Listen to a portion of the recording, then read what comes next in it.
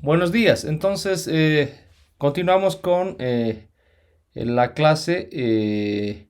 Recordarles que habíamos visto la reacción de fisión nuclear que, como habíamos estudiado, puede ser producida por la interacción de un neutrón con un núcleo pesado como el uranio 235 o el uranio 238, ¿no?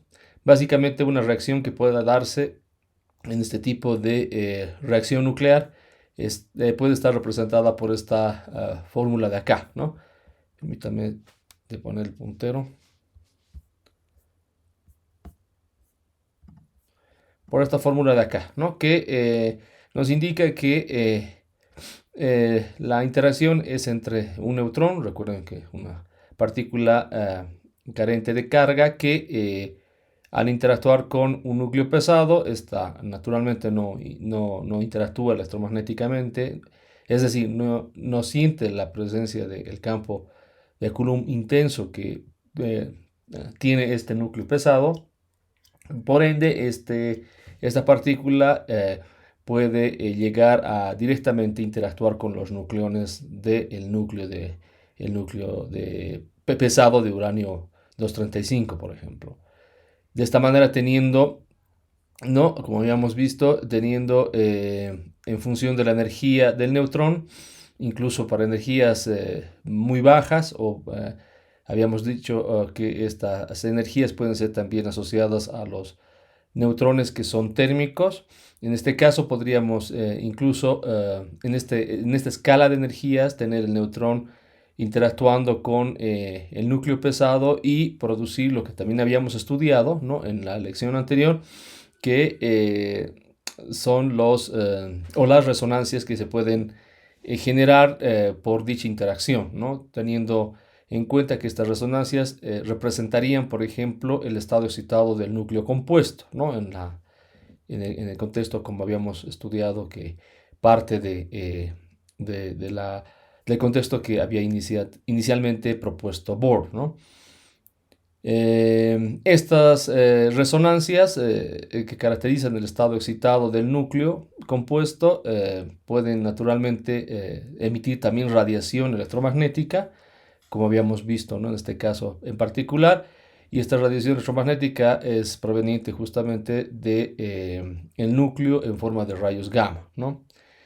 Recordarles que en esta gráfica en particular, la sección eficaz justamente para poder producir una reacción de fisión en el núcleo de uranio 235 con la interacción de un neutrón es prácticamente posible con las energías incluso muy bajas del neutrón, o podríamos representar toda una escala de energías que podríamos denominar la región baja de energía para el neutrón, los cuales podrían producir una reacción de fisión, ¿no? En el núcleo de uranio 235, incluso tomando en cuenta naturalmente los neutrones así denominados térmicos, ¿no? El caso es un poco diferente, al decir verdad, es bastante diferente para el caso del uranio 238, donde ustedes pueden ver por la gráfica, nuevamente estudiando la sección eficaz en función de la energía de los neutrones, podríamos ver de que para que se produzca una reacción de fisión en este caso, ¿no? La energía de los neutrones tendría que corresponder a la energía de los megaelectronvoltios, o superar la energía al menos de 1.4 megaelectronvoltios, como se indica precisamente en la gráfica, ¿no? Donde esta energía, recuerden bien que nos traslada a la otra clasificación que habíamos visto de los neutrones, que hace referencia justamente a los neutrones rápidos. Entonces, a diferencia de lo que ocurre con uranio 235, en el caso del uranio 238, la fisión o la reacción de fisión correspondería por encima de estas energías asociadas a los de los neutrones, ¿no? Podemos ver que también para las regiones bajas de energía, el neutrón naturalmente podría excitar o podría producir un átomo excitado, que sería naturalmente el del plutonio 239, y el estado excitado del uranio, o del plutonio 239 estará representado también por las resonancias que puedan presentarse en la reacción, ¿no? Las cuales también, como habíamos visto, para el caso del uranio 235, pueden también emitir rayos gamma, ¿no? Bueno, ¿cuál es la diferencia que habíamos visto entre el uranio 235 y el uranio 238? En la producción, por ejemplo, o la facilidad de la producción de una reacción de fisión con ambos,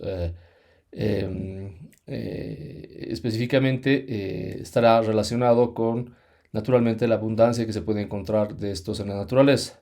La principal diferencia es de que, ¿no?, entre el uranio 235 y el uranio 238, la abundancia del uranio 235 es menor al 1%, ¿no? Entonces, de hecho, en la naturaleza existe más, podemos decirlo así, el uranio 238, ¿no? Habíamos visto que también las cadenas, la cadena completa del decaimiento de ambos, ¿no?, está naturalmente dada por una serie de decaimientos, dando lugar a otros núcleos inestables hasta llegar al núcleo final, que es el núcleo de plomo, que es el núcleo estable que emerge después de esta larga cadena de decaimiento que parte del núcleo de uranio 235 o el núcleo de uranio 238, ¿no?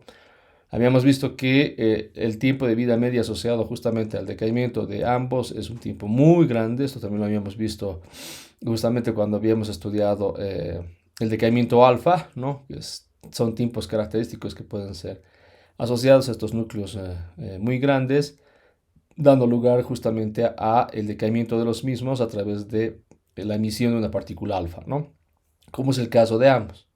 Luego, en los demás casos podemos ver que es una situación combinada entre la emisión de partículas beta o partículas alfa, dependiendo justamente de la característica del núcleo que estemos estudiando. Entre los más, vamos a decir, representativos que se pueden encontrar en la misma naturaleza, ¿no? Es decir, ¿no?, los elementos radioactivos que provendrían de la cadena de decaimiento del uranio natural que estamos viendo y que se pueden encontrar naturalmente a su vez en la corteza terrestre, por ejemplo, podría ser el caso del radón, ¿no? Que se encuentra presente en forma, por ejemplo, gaseosa cuando por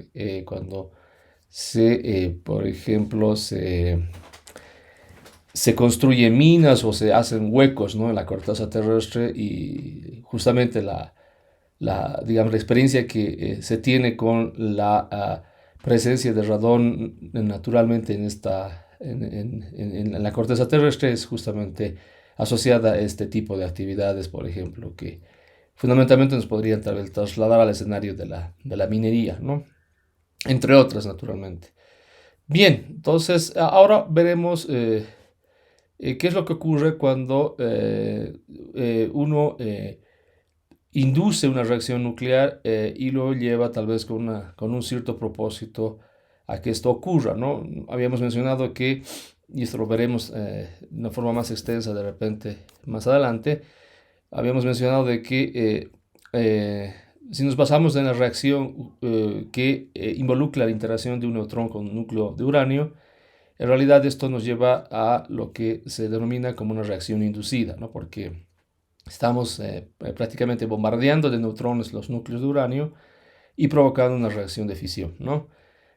El otro escenario que resulta natural, podemos decirlo así, cuando los núcleos pesados, por la inestabilidad que justamente los caracteriza, liberan una partícula alfa, nos traslada justamente al escenario de la reacción de fisión espontánea, ¿no?, que lo habíamos visto por primera vez cuando estudiamos el decaimiento alfa de estos núcleos pesados, ¿no? Entonces, volviendo a hacer hincapié en la reacción inducida, ¿no?, la reacción de fisión inducida, de las reacciones más conocidas que nos van a llevar justamente a aplicaciones específicas son justamente las reacciones que involucran una reacción en cadena, ¿no?, donde naturalmente el proceso que habíamos visto, ¿no?, inicialmente a través de esta fórmula de reacción, donde se libera naturalmente, aparte de la fisión, dando lugar a los núcleos de bario y criptón, por ejemplo, dando lugar a los tres neutrones que se liberan con una energía característica, ¿no?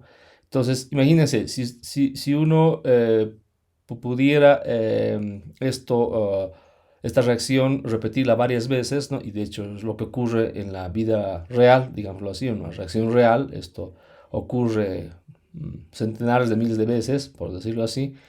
Eh, entonces lo que tendríamos sería una reacción en cadena, ¿no? Eso es lo que nosotros definimos como una reacción de cadena, donde justamente los tres neutrones liberados, ¿no?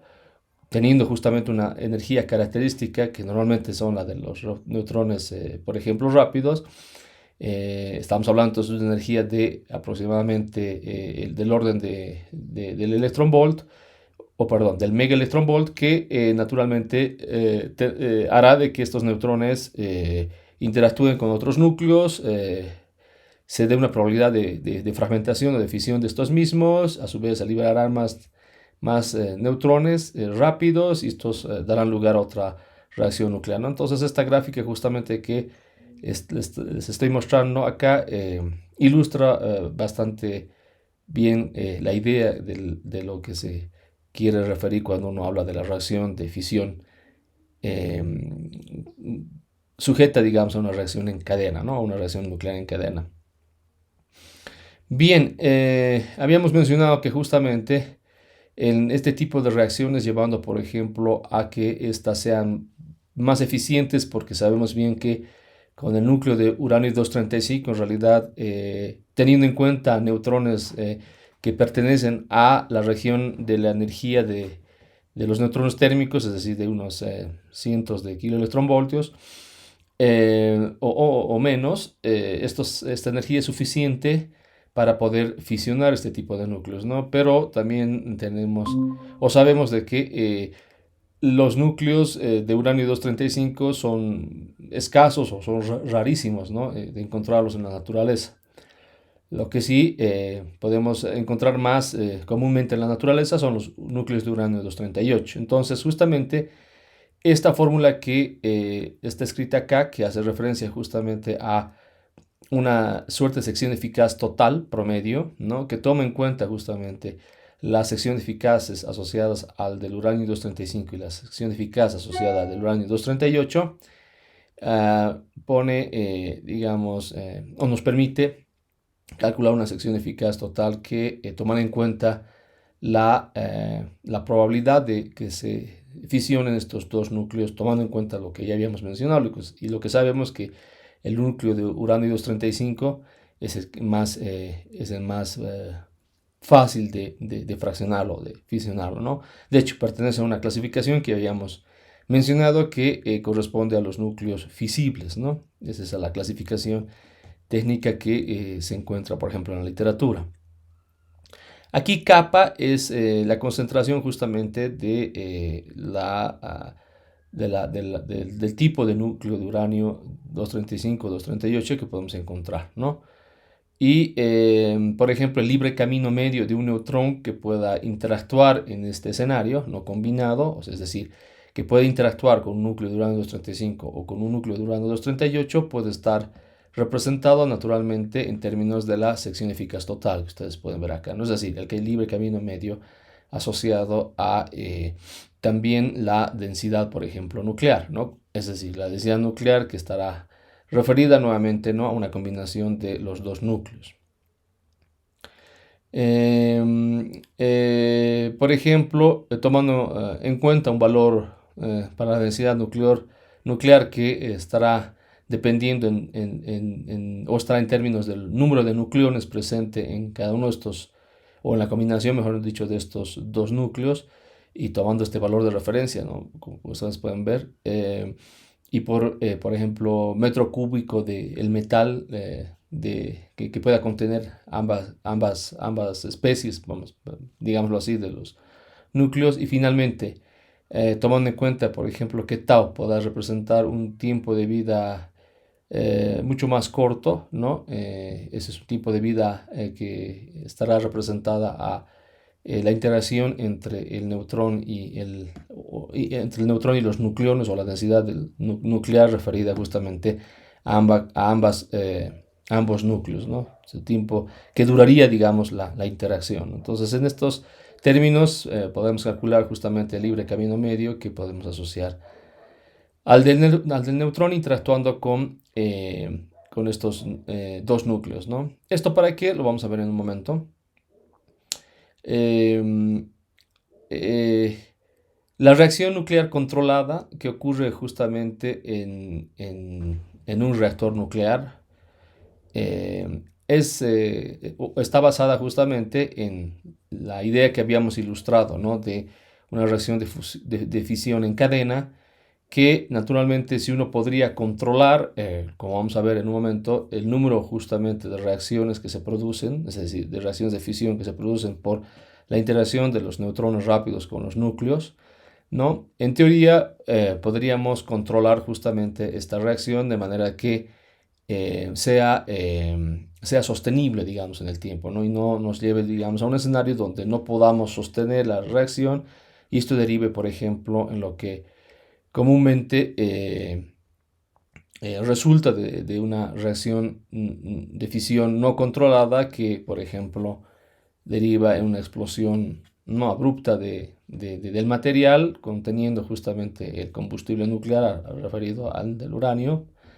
¿no? Y con este teniendo una reacción en cadena no sostenida o no controlada que finalmente se traduce en una explosión que está asociada naturalmente a la producción, por ejemplo, de armas. Y esto es lo que lamentablemente primero lo primero que se ha experimentado de estudiar dichas reacciones de fisión no controlada, ¿no? En la producción de armas. Pero bueno, eso es un escenario. El otro escenario es naturalmente de que uno pueda controlar la reacción de fisión y pueda producir una reacción de fisión que en la energía liberada que esta tiene, esta energía liberada pueda ser transformada, por ejemplo, en energía mecánica y luego en energía eléctrica, ¿no? Que es lo que hacen básicamente las centrales nucleares.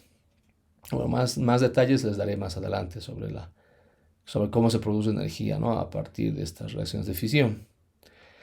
Bueno, volviendo entonces a la idea de la interacción de los neutrones en este escenario donde producen una reacción de fisión controlada, sabemos bien que estos neutrones que se producen en la reacción tienen una energía típica que corresponde al de los así denominados neutrones rápidos, es decir, que es una energía que se aproxima alrededor de los 2 megaelectronvoltios o es una energía que supera justamente el umbral que habíamos visto, ¿no? En el caso del uranio 238, que específicamente es una energía que parte de 1.4 megaelectronvoltios. Entonces los neutrones rápidos obviamente pasan este umbral y son candidatos, digamos, a producir una reacción de fisión en el uranio 238, ¿no?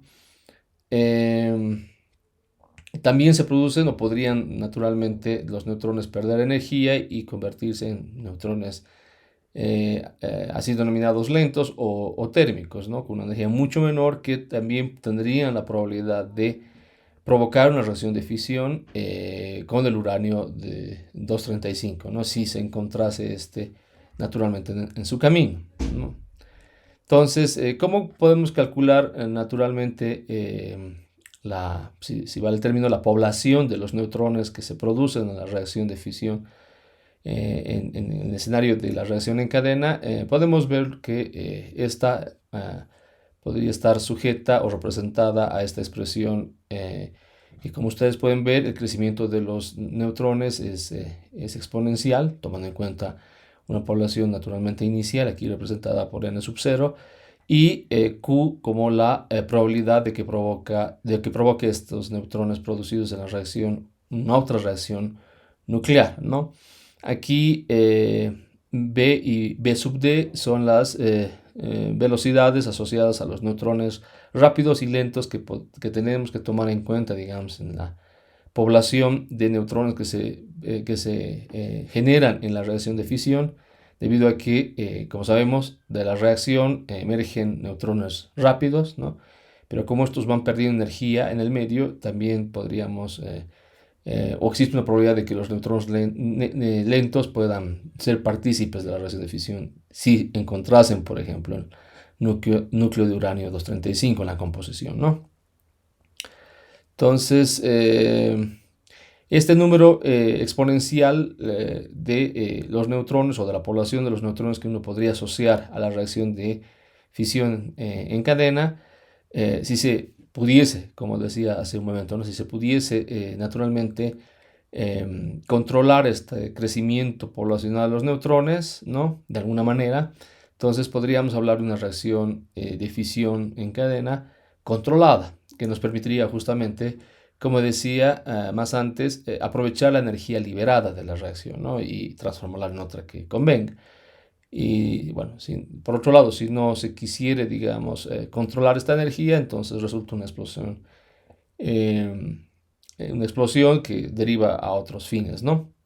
TSP aquí es el tiempo promedio justamente en el cual se producen, o el tiempo en el cual vamos a asumir que se producen estos neutrones, producto de cada interacción de cada interacción de fisión que nos lleva justamente a la generación de los mismos, ¿no? Es una fórmula que podríamos aproximar naturalmente a la población creciente de neutrones en la reacción de fisión en cadena, ¿no? Y que nos permitirá luego poner condiciones naturalmente para que se produzca o no una reacción de fisión controlada, ¿no? Ok, bueno, de repente, bueno, uno ya sabe de la historia que y lo mencioné hace un momento, de que de las primeras experiencias que justamente se han tenido en aprovechar la energía liberada de la fisión nuclear, naturalmente se la llevó al escenario bélico, ¿no? En la producción de armas nucleares, ¿no? De hecho, la primera bomba nuclear em, la primera bomba nuclear aplicada, digamos, en una acción bélica, ¿no? Nos traslada justamente al siglo pasado, en el escenario de la Segunda Guerra Mundial, y fue justamente en la ocasión donde se lanzó esta bomba nuclear, por ejemplo, a lo que era el imperio japonés, ¿no? de entonces. En 1946, el 6 de agosto de 1945, si no me falla la memoria, se lanzó la primera bomba nuclear, digamos, en un escenario bélico, ¿no? Y bueno, hoy en día naturalmente sabemos de que esta producción de armas nucleares ha crecido en el tiempo y bueno, lo que nos sostiene, digamos, de que no se vuelvan a usar este tipo de armamentos de destrucción masiva simplemente son las acciones políticas, ¿no? Que es lo que más, lo que más nos asusta un poco, ¿no? Porque como seres humanos siempre nos podemos equivocar nuevamente en nuestras acciones y volver a un escenario un poco delicado cuando se trata de usar este tipo de armamentos, ¿no? Pero bueno, a ver, volviendo al escenario, digamos, que nos interesa de, de, de un poquito más, digamos, ahondarnos en lo que implica el uso de un arma nuclear, que nos va a llevar también a un escenario que lamentablemente también ha sido experimentado por el hombre en la historia y me refiero justamente a los incidentes de los reactores nucleares, ya tomando en cuenta que estamos, ¿no? Controlando, se supone, la reacción de fisión. Esto nos lleva naturalmente a también experimentar de que no es fácil controlar la reacción de fisión, ¿no? Y de hecho, la tecnología que hoy en día se tiene para que esto ocurra, bueno, siempre está limitada por algún incidente que uno no lo tome en cuenta o no lo espera, ¿no?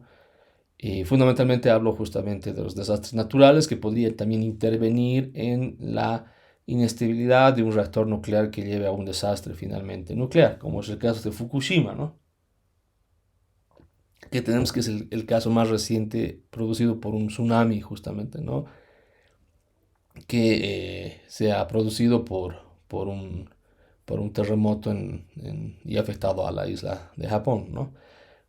Bien, entonces veremos un poco, tengo un video para mostrarles cuáles son los efectos justamente de lo que ocurre cuando se da un tipo de incidente nuclear, ¿no? Es decir, ya sea en el escenario de, por ejemplo, el uso de una bomba atómica o una bomba nuclear, mejor dicho, y cuando existe un incidente, ¿no? De algún reactor, lo que ocurre es una contaminación radioactiva, ¿no? Es, digamos, la idea más básica que tenemos de los efectos que se tienen a corto y largo plazo, naturalmente, de uno de estos incidentes, ¿no? Pero esto lo tengo mejor reflejado en un video que les voy a compartir. Así que el video está en inglés, pero vamos a hacer luego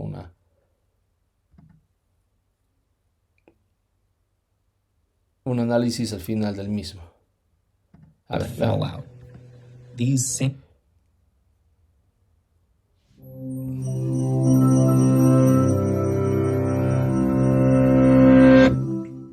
The full scope of a nuclear detonation is almost unimaginable. Hopefully, no one will ever experience another of these catastrophic incidents. But there is a scientifically supported plan of action that could save hundreds of thousands of lives in the area surrounding a nuclear explosion. So, what is this plan, and what exactly would it protect us from? To create their destructive blast, these weapons harness the power of nuclear fission, in which an atom's nucleus is split in two. This process produces an incredible amount of energy, and in some materials, the neutrons produced by one fission are absorbed by nearby atoms, splitting additional nuclei. These chain reactions can produce a range of explosive yields, but let's consider an explosion equivalent to 10,000 tons of TNT. An explosion like this would create a fireball capable of decimating a few city blocks and a shockwave damaging buildings several kilometers away. There is tragically nothing that can be done to save those in the fireball's radius.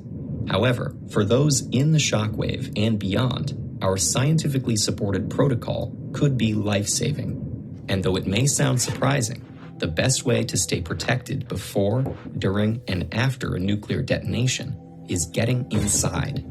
Similar to protecting yourself from tornadoes or hurricanes, getting and staying inside a sturdy building would offer protection from the explosion's shockwave, heat, and radiation. The shockwave of energy would travel several kilometers beyond the fireball's radius in the first few seconds. Sturdy buildings within that range should be able to withstand the shockwave, and staying in the centers and basements of these buildings also helps provide protection from heat and flying objects. Finding shelter is especially important if the fireball occurs close to the Earth, as it will pull thousands of tons of dirt and debris several kilometers into the atmosphere.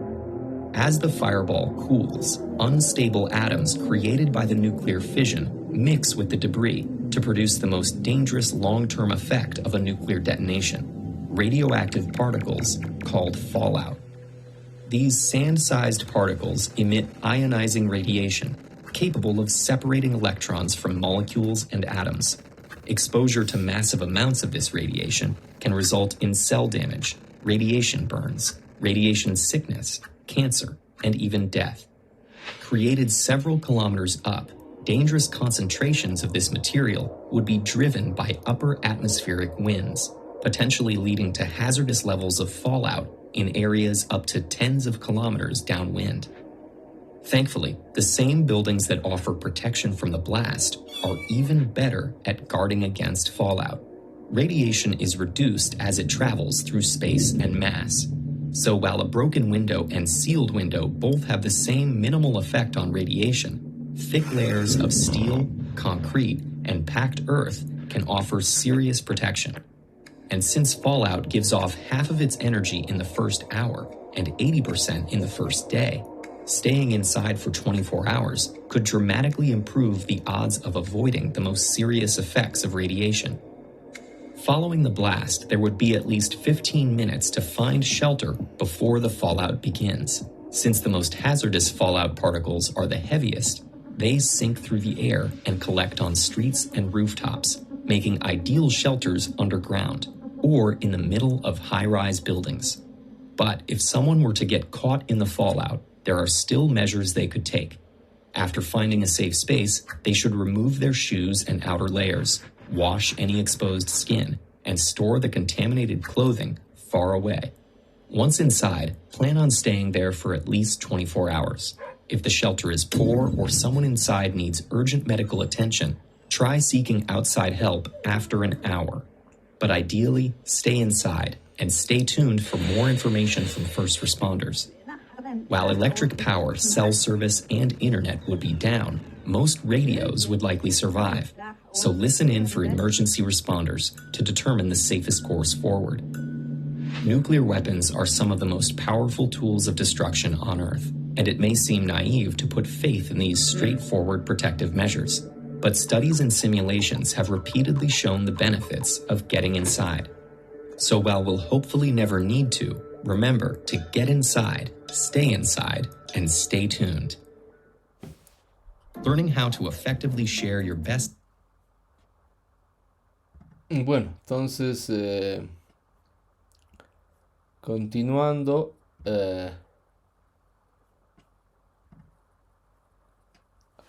entonces, habríamos visto en el video, existen efectos, ¿no? Inmediatos y a largo plazo, y de repente los más terribles de los cuales uno tendría que protegerse son los efectos a largo plazo que hacen referencia justamente a la contaminación radioactiva, ¿no? Es el fallout que menciona justamente en el video, ¿no? Y esto podría ocurrir, como mencionaba antes, también en un incidente nuclear, ¿no? De hecho, lamentablemente también es algo de lo que el ser humano ha experimentado en la experiencia por manipular, podemos decir de alguna manera, la tecnología de la fisión nuclear o la tecnología que permite hacer este tipo de reacciones nucleares con ciertos propósitos, ¿no?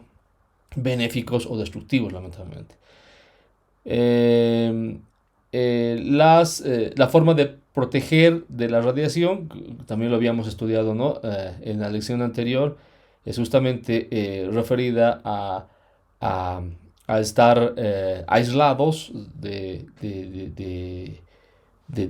ambiente radioactivo, ¿no? Donde justamente este aislamiento puede estar sujeto a una serie de materiales que uno pueda usar para poder provocar este aislamiento o blindaje hacia la radiación, ¿no? Entonces, en el caso de un desastre como este, o sea, la explosión de una bomba atómica o la explosión de un reactor nuclear, como ustedes podrían ya haber advertido del video, es complicado porque en muchas ocasiones blindar de la noche a la mañana, por ejemplo, las casas o los edificios que podrían contenernos y protegernos de el ambiente exterior, no solamente de los efectos mecánicos que produce la reacción, como ustedes pueden ver, que podríamos asociar justamente a los efectos inmediatos, ¿no? A la onda de choque, al intenso calor y otros efectos destructivos. Estas infraestructuras también podrían protegernos de la contaminación nuclear. Pero bueno, es complicado porque naturalmente tendrían que ser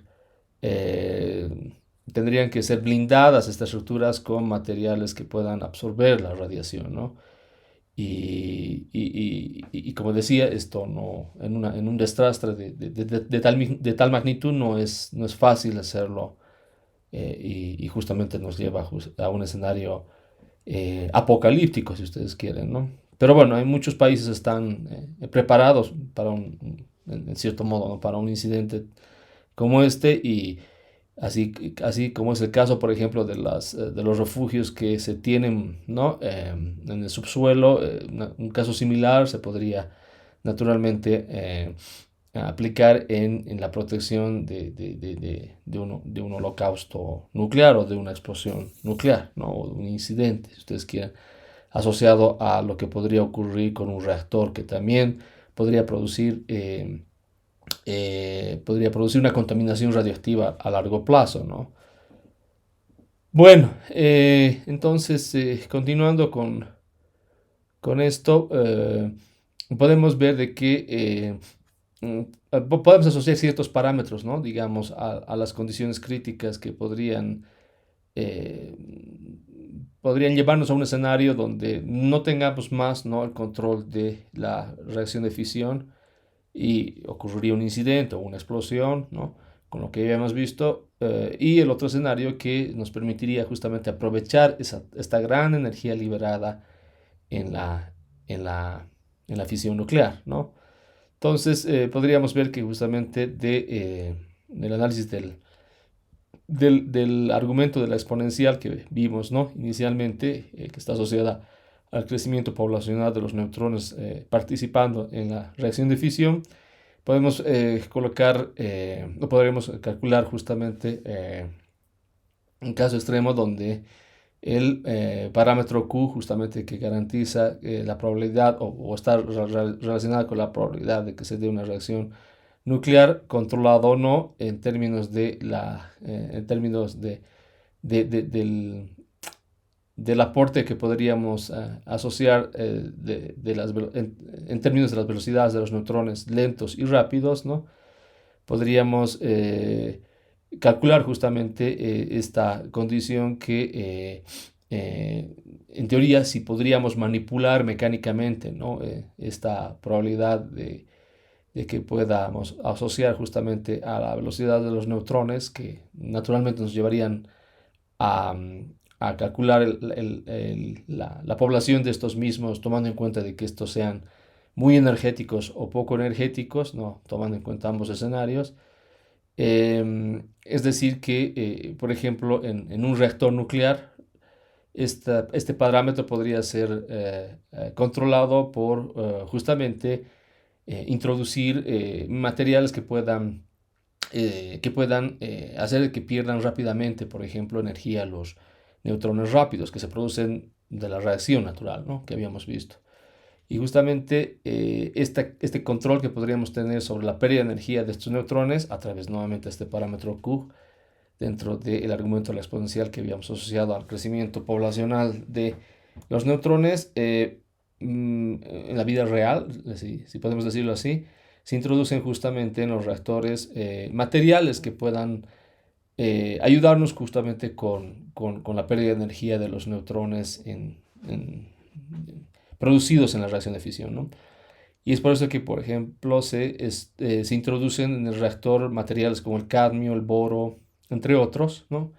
Para poder hacer de que estos neutrones pierdan rápidamente energía y se reduzca de esta manera la probabilidad de que se provoque la reacción en cadena, ¿no? de la reacción de fisión de los neutrones, fundamentalmente de los neutrones que fundamentalmente participan en la reacción, que serían estos neutrones en función de su energía térmica, ¿no? O perdón, en función de su energía, en función de su alta energía asociado a los neutrones eh, clasificados como rápidos, ¿no?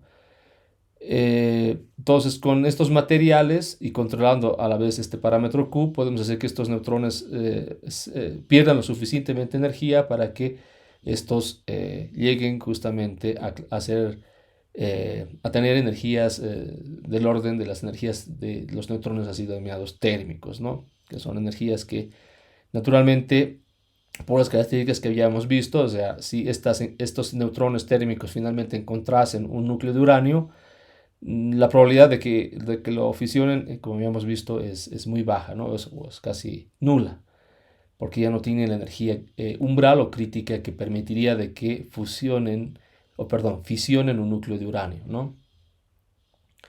Podemos decir también que es muy importante en este sentido, entonces, la reacción, es muy importante que se tome en cuenta entonces en las reacciones de fisión el diseño del reactor nuclear, ¿no?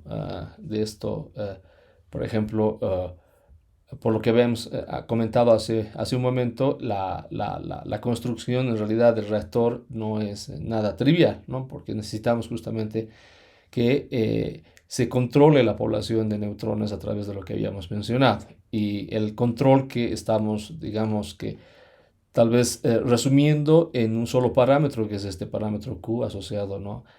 al de las velocidades de los neutrones participando en la reacción, únicamente podemos controlar estas velocidades haciendo que estos pierdan energía con ciertos materiales, ¿no? Entonces, esa es la idea central, digamos, eh, en este escenario de la condición crítica que estamos, digamos, construyendo para el control de la población de los neutrones que participan en la reacción de fisión, ¿no? Entonces, una condición crítica, finalmente, podemos ver que para los neutrones rápidos, esta diferencia, ¿no? Sea menor que cero, ¿no? En el argumento de la exponencial, ¿no? Es decir, que cumpliéndose esta condición, ¿no? Podemos ver de que los neutrones, o podríamos asociar directamente a los neutrones rápidos, y haciendo de que esta condición, variando por ejemplo en el tiempo, dependiendo del tiempo, también sea menor a cero, ¿no? O sea, en otras palabras, tener en cuenta que la tasa de cambio de este parámetro que nos lleva justamente a el control de la velocidad de los neutrones rápidos fundamentalmente en la reacción, ¿no? Nuevamente repito, haciendo de que estos pierdan energía, ¿no? Con la interacción con otros materiales, y que esta tasa de cambio asociada al parámetro en el tiempo también sea no menor a cero, nos lleve justamente a una condición que se conoce como la condición de la estabilidad térmica dentro del reactor, ¿no?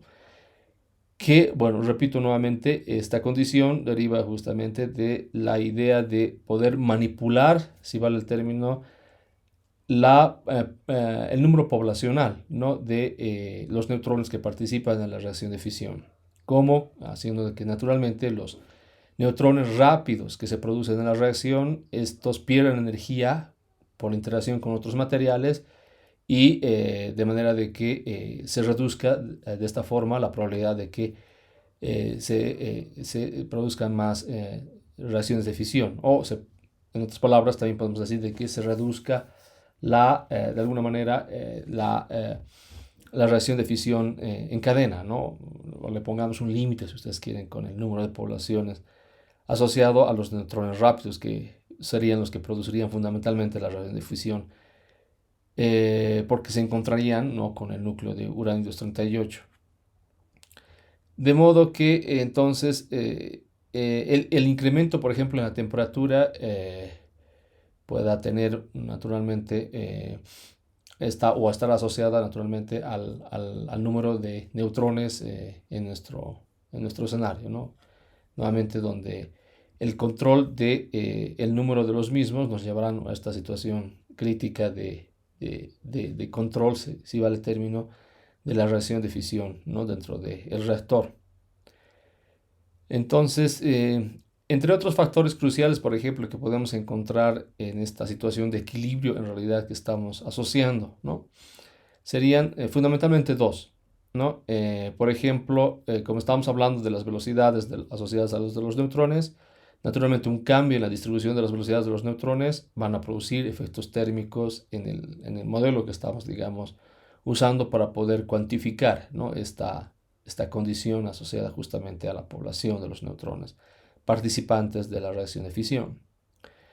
Y otro aspecto fundamentalmente en esta condición de equilibrio serán las resonancias, que contribuyen justamente con un aumento que se conoce como el aumento Doppler en las resonancias que podrían naturalmente ocurrir, porque estos neutrones sabemos que al interactuar con fundamentalmente el núcleo de uranio, que sería el que está más abundante en el metal, ¿no? O en el combustible nuclear, se produciría núcleos compuestos, es decir, del plutonio 239, que nos lleva a un escenario, ¿no? De un núcleo inestable, emitiendo también radiación a su vez, ¿no?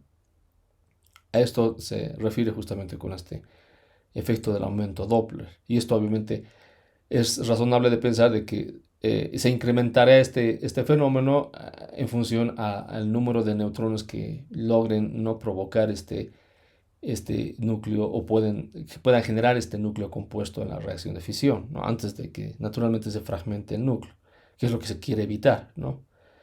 Bueno, entonces volviendo, digamos, a nuestro modelo, si justamente este incremento o este cambio en este parámetro que nos lleva nuevamente al control que habíamos visto, ¿no? De la población de los neutrones, controlando la energía o la velocidad de los mismos, ¿no? En la propagación de estos en el material nuclear o en el material que contiene los dos núcleos de uranio.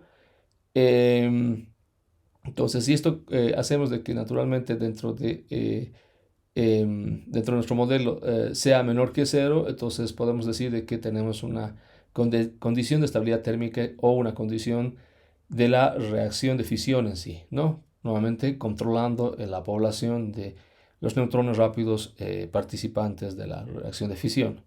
Pero ¿qué ocurre en el otro escenario? Es decir, cuando este número se nos vuelve mayor que cero, es decir, que en realidad la condición de estabilidad térmica se rompe, digámoslo así, y entonces tendríamos un escenario que nos va a llevar naturalmente a una reacción de fisión en cadena no controlada y a una explosión, que sería naturalmente el caso que habíamos visto, ¿no? El de prácticamente lo que se busca o lo que se hace más eficiente cuando uno construye, digamos, una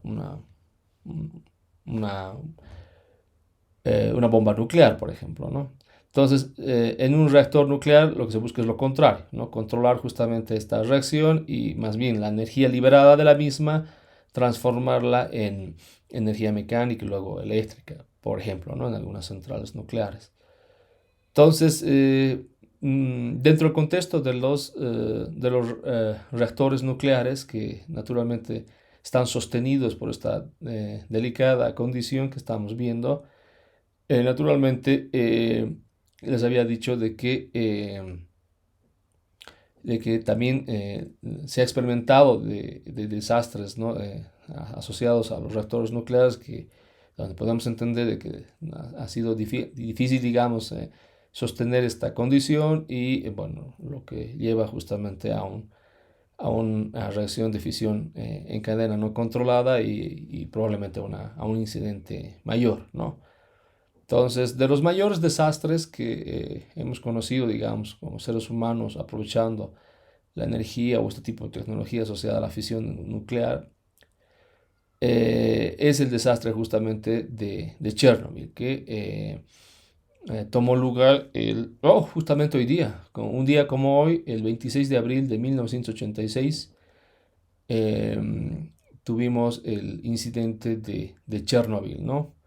Un incidente que incluso hasta hoy en día, digamos, se pueden ver los efectos de la liberación o de material radiactivo o el efecto de fallout que habíamos visto, ¿no? De lo que sucede también muy parecidamente a una explosión nuclear o asociada a una bomba nuclear, que a largo plazo naturalmente se da la liberación de material radiactivo, ¿no? Que finalmente es esparcido, ¿no? Kilómetros a la redonda de donde se ha producido el incidente, por efectos incluso de la misma atmósfera, es decir, ¿no? De los vientos que podrían llevar el material radiactivo a otros lugares lejos de donde estos han sido producidos, ¿no? Como habíamos visto en el video. Entonces, les decía, ¿no? Los efectos a largo plazo que podríamos, digamos, asociar a este tipo de incidentes, y hablando específicamente de el incidente de Chernobyl. Aquí ustedes pueden ver, por ejemplo, un cuadro donde asociado a este incidente, por ejemplo, se ve, ¿no? El incremento de los casos de cáncer de tiroides, ¿no?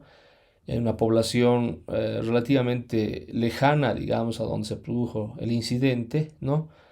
Y ustedes pueden ver, digamos, desde la fecha en la cual se produjo el incidente, es decir, el 26 de abril de 1986, al 2000, bueno, ahí, lamentablemente está un poco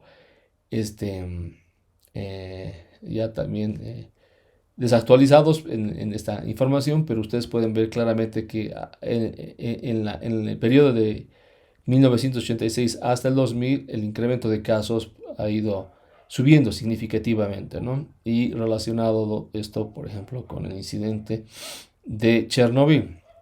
Esta población de Bryansk, si lo menciono bien, que está, por ejemplo, aquí en el mapa, ¿no? Y aquí está justamente el reactor de Chernobyl, el reactor histórico de Chernobyl, que se encuentra al norte de Ucrania, muy cerca de la frontera con Rusia, ¿no? Y esta población se encuentra en la parte del territorio ruso. Ustedes pueden ver de que existe más de 600 kilómetros de distancia y el efecto justamente es bastante, digamos, bastante evidente de lo que se ha producido en esa época, ¿no? Con este incidente histórico. y que nos enseña como seres humanos de que naturalmente, si bien nosotros podemos beneficiarnos de este tipo de energía, no partiendo literalmente los núcleos, incluso hoy en día tenemos problemas para poder justamente tener controlada esta situación delicada que implica naturalmente tener un cierto control en el número de neutrones que participan en la reacción de fisión, ¿no? De manera que naturalmente todas las tecnologías que se han creado hasta ahora podemos decir que siempre están sujetas a un incidente que incluso involucra, por ejemplo, los mismos desastres naturales, que el caso más reciente que tenemos es justamente el del reactor de Fukushima en Japón, ¿no? Donde, como mencionaba más antes, producto de un tsunami que lo afectó, se dio también un incidente donde se dio la liberación naturalmente de material radioactivo del núcleo del reactor, ¿no? Y se esparció naturalmente en el área y fue arrastrado decenas de kilómetros, si no es más, a otros lugares, ¿no? Bueno, entonces hasta aquí podríamos quedar en esta primera parte de la clase. Volvemos en unos minutos más a la segunda parte. Muchas gracias.